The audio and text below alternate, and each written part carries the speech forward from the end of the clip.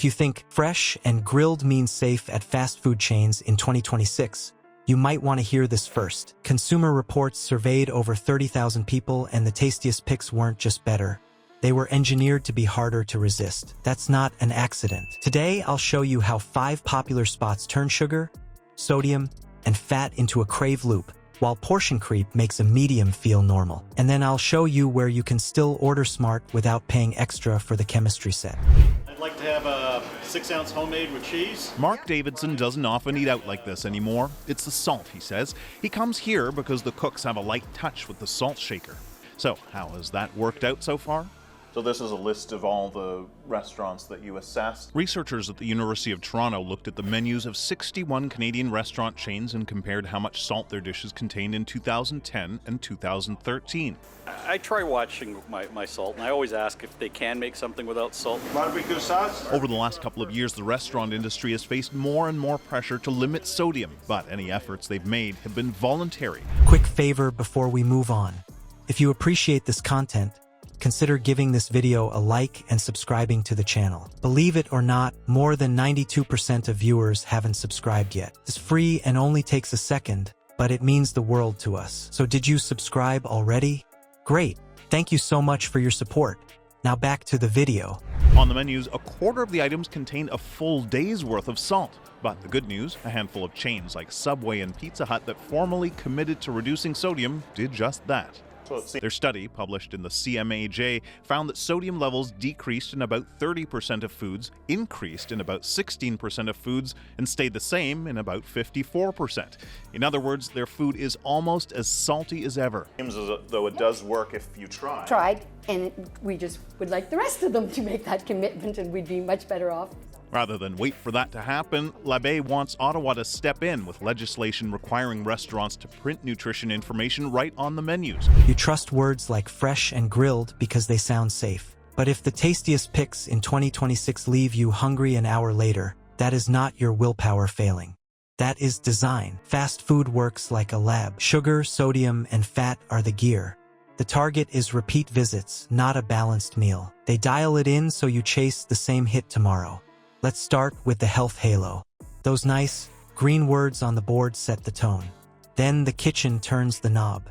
Buns get brushed with sugar so they toast up glossy and sweet. Sauces carry syrup and starch so they cling. Even grilled gets a salt rub and an oil mist that would make a bag of chips blush. You taste clean, but the payload lands later. We work with government to help consumers get the message about sodium reduction. But like laws recently introduced in Ontario and in the US. But it's one thing to change restaurant menus, it's quite another to change people's tastes. There's no research that conclusively shows menu labeling makes people choose foods with less sodium. But there has to be consumer acceptance of sodium-reduced items. In other words, it's up to us. Take a basic burger at Sonic. The patty, the bun, the sauces, the cheese, the default spread. It now pushes past 800 calories before you add a shake or tots. Toss in a side and a drink, and you are well into what used to be a whole day's treat. That is portion creep in action.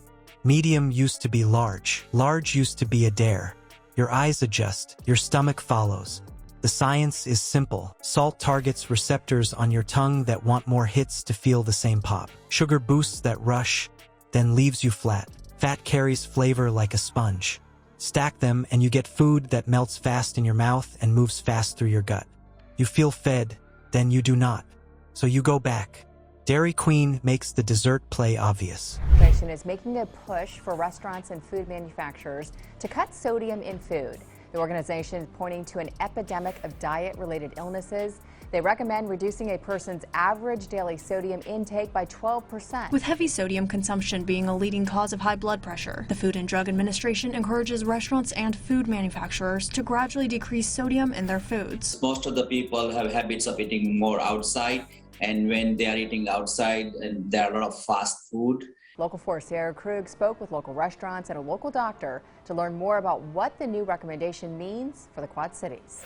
High blood pressure is one of the high risk factor for heart disease, heart attack, and also straw. A 6-piece chicken tender order clocks extreme sodium from the breading, the brine, and the dip. Then the blizzard turns a treat into a sugar load that rivals multiple sodas. That is not dessert after dinner.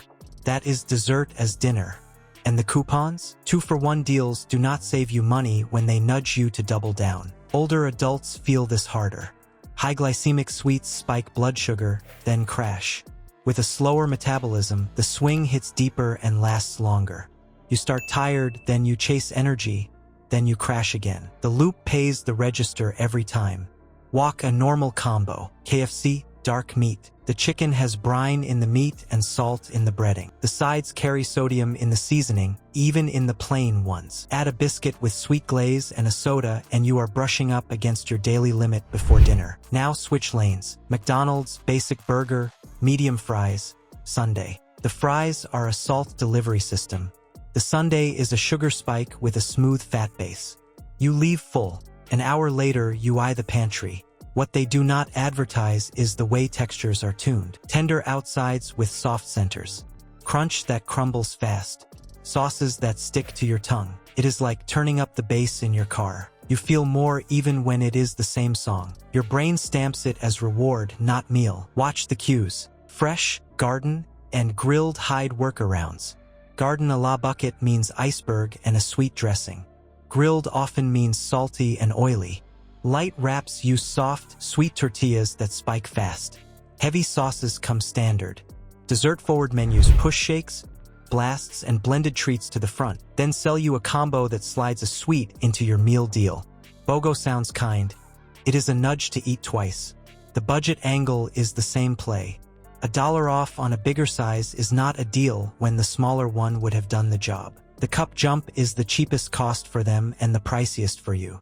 Refill culture keeps you sipping sugar or sodium in long loops. And those app streaks? They reward you for showing up, not for choosing well.